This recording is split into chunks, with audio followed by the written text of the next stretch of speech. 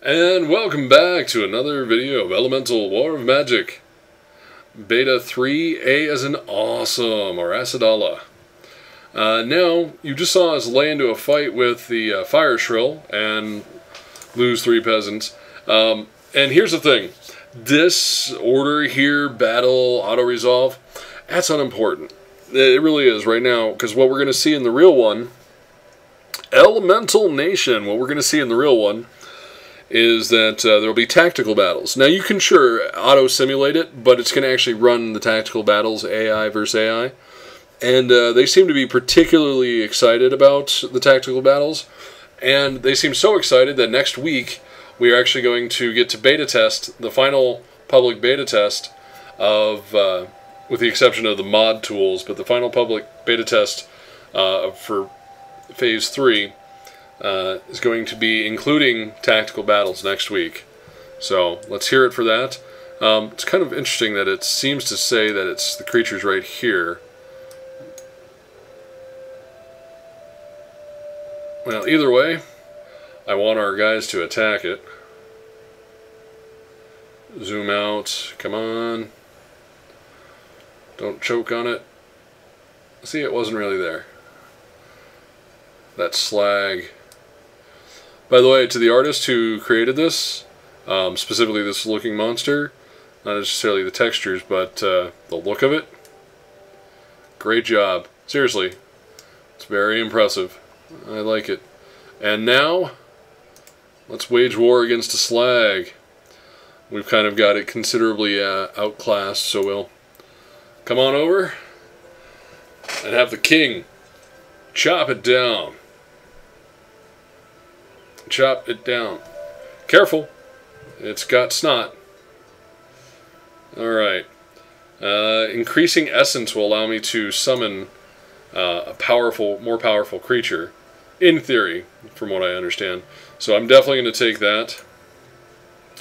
And Janisk, we're going to keep raising his attack level. And let's see, did we lose anybody? No, we didn't even get hit. Well, that makes sense when you have 13 people able to go in and kill. The creature, it's just like hunting foxes with dogs. Alright. Training completed for a foot soldier. And some leveling up with the king. And Asadala's hut has been completed, which is a good sign. Because then that means it'll finally be able to grow past level 1. And we've got people coming in and check their build. We've got a merchant, so we'll be increasing our gold and supply of workshops. Let's see, zoom out a little bit. A core is almost where we need it to be. They'll be there in a little while. But trade between them will be something interesting. See, now one other thing I wanted to bring up, now mind you it is a personal observation, but I would really, truly like people to not worry too much about having lots of cities or city spam or anything like that, because they're worried about how it's going to build or play. If we're playing on a giant map, I mean, look at this. Look at this place. This is just massive. This is just the known area that I've come across so far, right? Absolutely huge, right? I think we can all agree. So people getting all worried about city spamming, well, because maybe I haven't done it. You know, I've got city here and a city here, or just the beginnings. We're going to be having lots of cities gained throughout time. So people rushing, sure, that's an option. You know, it's going to cost. It's going to, you know, incrementally keep costing us, and limitations are going to be balanced and stuff like that. But I really would suggest people not to worry about it too much. Again, obviously, it just seems like it's a preference for myself. But then again, I would also personally like to see cities actually have satellite communities.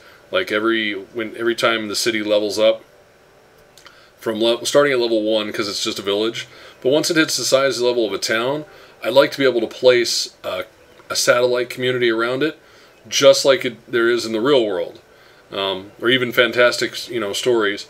The reality is these small communities that would be around it always feed into the bigger communities. Those smaller communities then grow into larger communities themselves as more people need to meet the demand. Then again, the bigger city, it grows larger, these other places upgrade, and you still get other splinter communities around it. So placing those down, you know, would also possibly help cut down on snaking, which we've heard was going to be heavily, you know, reduced or needed to be eliminated.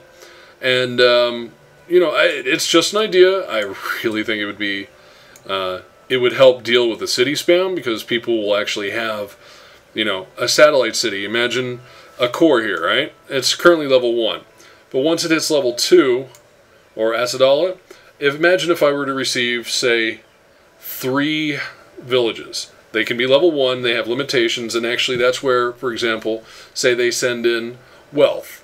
You know, wealth into here for each village that we control, and it sends materials and so on and so forth. And then, you know, it would increase the equivalent of the border, right?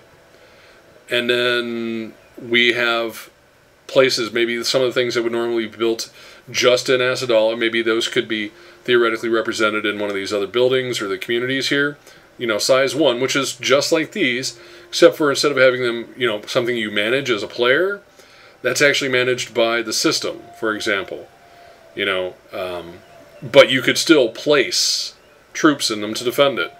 I don't know if it's something that's truly viable, but I think it would have a definite more organic feel to the satellite of the growth of communities, and feel more real and less formulaic and civ-like. You know, it's one of the biggest problems in most fantasy games. It's like there's this gigantic open, wide open space where just like one city in between, and it's like the real world never worked that way. And I'm not just saying that we have to follow the real world. Obviously, I love fantastic reality, but it'd be nice if we actually embraced that aspect, reality, you know, and just it had something logically, you know, built here.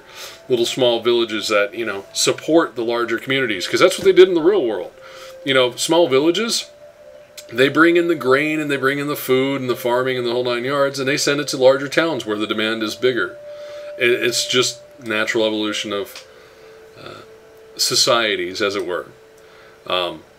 So, I don't know. Maybe we can convince them to give it a shot. It might be a little too late at this point in the development with lockdown. I don't know. I don't even know if this would be a viable or fun thing. Myself, I think it would be, but that's just personal preference. And may wait until it requires a mod or something. If we could make this with a mod, I'd be doing it in a heartbeat. But in the meantime, this is a beta, and we're experiencing the mechanics of it behind it, and a lot of things will be tweaked. In the meantime, let's send our troops over here, our surviving soldiers, over here to see what monsters exist out in this way. And we're going to, because the only thing that's up here that I'm aware of anymore, besides the community, okay, come on, stop choking.